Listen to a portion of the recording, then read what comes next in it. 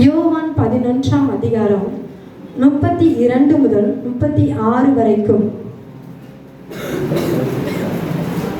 இயேசு இருந்த இடத்தில் மரியாள் வந்து அவரை கண்டவுடனே அவர் பாதத்தில் விழுந்து, ஆண்டவரே, நீர் இங்கே இருந்தீரானால் என் சகோதரன் மரித்திருக்க மாட்டார் என்றாள். அவள் அழுகிறதையும் அவளோட கூட வந்த யூதர்கள் அழுகிறதையும் இயேசு கண்டபோது ஆவியில் கலங்கி துயரமடைந்து, அவரை எங்கே வைத்தீர்கள் என்றார். ஆண்டவரே, வந்து பாரும் என்றார்கள். இயேசு கண்ணீர் விட்டார்.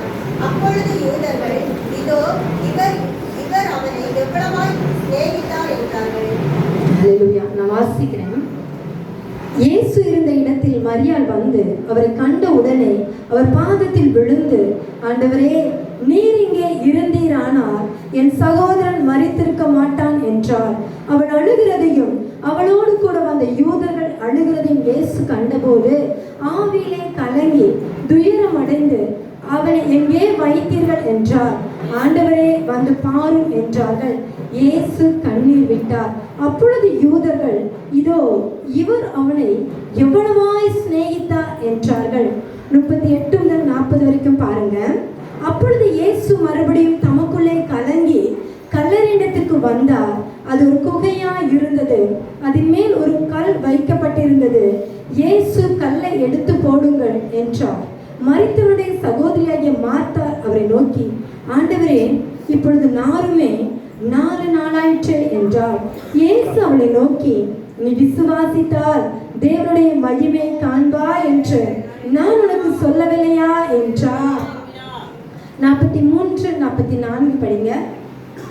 இவைகளை சொன்ன பின்பு லாசருவே, வெளியே வா என்று உரத்த சத்தமாய் கூப்பிட்டார். அப்பொழுது மரித்தவன் வெளியே வந்தான். அவன் கால்களும் கைகளும் பிரேத சீலைகளினால் கட்டப்பட்டிருந்தது. அவன் முகமும் சீலையால் சுற்றப்பட்டிருந்தது. இயேசு அவர்களை நோக்கி, இவனை கட்டவிழ்த்து விடுங்கள் என்றார். ஹல்லேலூயா. மரித்து போன அப்படின்னா ஒரு செயலற்று போன. ஹல்லேலூயா. ஒரு செயல், ஒரு நம்ம உறுப்புகள், நம்ம இருதயம், ரத்த ஓட்டங்கள், நம்முடைய கைகள், கால்கள், மூளைகள் ஒரு செயலற்று போன ஒரு சூழ்நிலையை நம்ம என்ன சொல்கிறோம்? மரித்து. ஹல்லேலூயா. இந்த நாளிலும் உங்க குடும்பத்துல நீங்க சில சூழ்நிலைகள் இனிமே நம்மளால இதை எழுப்பவே முடியாது, இனிமே இந்த சூழ்நிலை நம்ம குடும்பத்துல மறுபடியும் உயிர்ப்பிக்கவே முடியாது, மரித்து போனது போல அநேக நாட்களா என் பிள்ளையோடு கூட நான் போராடி கொண்டிருக்கிறேன், இனிமேல் அவனை என்னால் மாற்றவே முடியாது, என் கணவரோடு கூட நான் போராடி கொண்டிருக்கிறேன், இனிமே அவர் என் வாழ்க்கையை மறுபடியும் உயிர் தழும்ப வைக்கவே முடியாது அப்படின்னு நீங்க சோர்ந்து போய் உங்க குடும்ப சூழ்நிலையில இனி என்னுடைய பொருளாதார வளர்ச்சி, இனி என்னுடைய ஆசீர்வாதத்தை மறுபடியுமாய் என்னால் எழும்பி நிற்கவே பண்ண முடியாது அப்படின்னு நீங்க அமர்ந்திருந்தீங்கன்னா உங்க கண்ணீர், ஹல்லேலூயா, உங்க கண்ணீர் அதை மறுபடியும் எழும்ப பண்ணும். ஆமென். உங்களுடைய மரித்து போன சூழ்நிலைகளை உயிர்ப்பிக்க தேவனால் கூடும். ஆமென். உங்களுடைய வாழ்க்கையில் எல்லா கட்டுகளையும், அநேக விதமான கட்டுகள், கண்ணீர், பாரங்கள், நோய், அப்படிப்பட்டதான அநேக விதமான கட்டுகளை கட்டவிழ்ப்பதற்கு உங்களுடைய கண்ணீர் ஜெபம் போதுமானதா இருக்கிறது. ஹல்லேலூயா.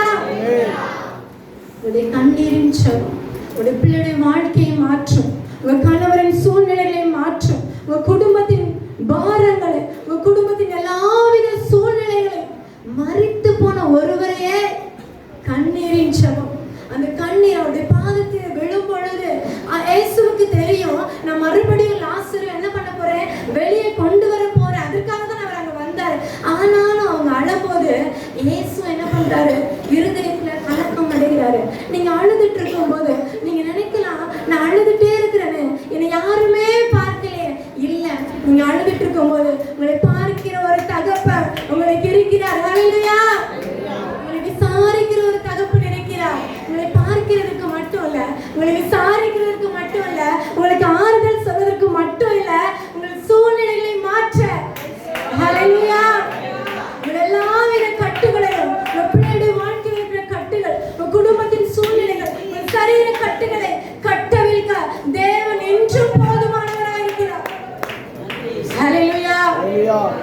வேதம் சொல்கிறது, உன் கண்ணீரை கண்டே. ஹல்லேலூயா.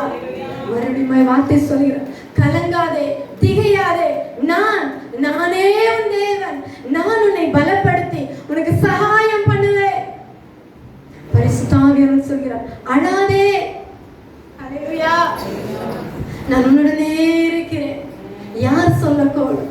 நம்ம அழுதுட்டே இருந்தோம்னா, நம்ம ரொம்ப நேசிக்கிறவங்க கூட என்ன சொல்லுவாங்க தெரியுமா? எப்ப பார்த்தாலும் அழுதுட்டே இருக்கு. ஹல்லேலூயா. ஒரு சில நிமிடங்கள் தான் அவங்களால நமக்கு ஆறுதல் சொல்ல முடியும். அது இன்னும் நம்ம எதிர்பார்த்துட்டு இருப்போம் தெரியுமா? நமக்கு பிடிச்சவங்க நம்ம பக்கத்துல இருக்கவங்க நம்ம கொஞ்சம் சத்தமா அழுவோம். ஏன் தெரியுமா? அவங்க கொஞ்சம் ஆறுதலா பேசிட மாட்டாங்களா? அவங்க கொஞ்சம் நம்ம விசாரிச்சிட மாட்டாங்களா? நீ எதுக்கு அழுறன்னு கேட்ட மாட்டாங்களா அப்படின்னு நம்ம இன்னும் கொஞ்சம் சத்தமா அழுவோம்.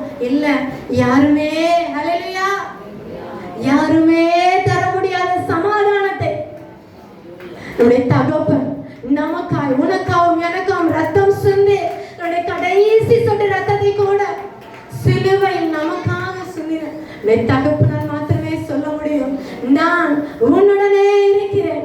ஹல்லேலூயா. ஆதியாகமம் 16:13 பார்க்கிறோம், என்னை காண்பவரை நானும் இவ்விடத்தில் கண்டேன் அல்லவா என்று சொல்லி தன்னோடு பேசின கர்த்தருக்கு நீர் என்னை காண்கிற தேவன் என்று பெயரிட்டார். ஹல்லேலூயா. லஹாய் ரோயி சொல்லுங்க, லஹாய் ரோயி. அவர் உங்களை கண்டு கொண்டிருக்கிறார், அவர் உங்களை பார்த்து கொண்டிருக்கிறார். நீங்க நைட் எல்லாம் அழுதுட்டு இருக்கலாம், இயேசுவே என்னுடைய சூழ்நிலை மாறவே செய்யாதா, என்னுடைய காலம் இப்படியே முடிந்து போய்விடுமா, நான் தெரியாமல் இந்த தவறை என் வாழ்க்கையில் செய்து விட்டேனே, என் வாழ்க்கையில் ஒரு மாற்றமே இல்லையா என்று நீங்க போராடி கொண்டு. ஹல்லேலூயா. வேதம் சொல்கிறது, நீர் என்னை காண்கிற தேவன், அவர்களை பார்த்து கொண்டே இருக்கிறார். கண்ணீரின் ஜெபம் என்ன பண்ணும் தெரியுமா? மறுபடியும் ஒரு வாய்ப்பை தரும். ஹல்லேலூயா.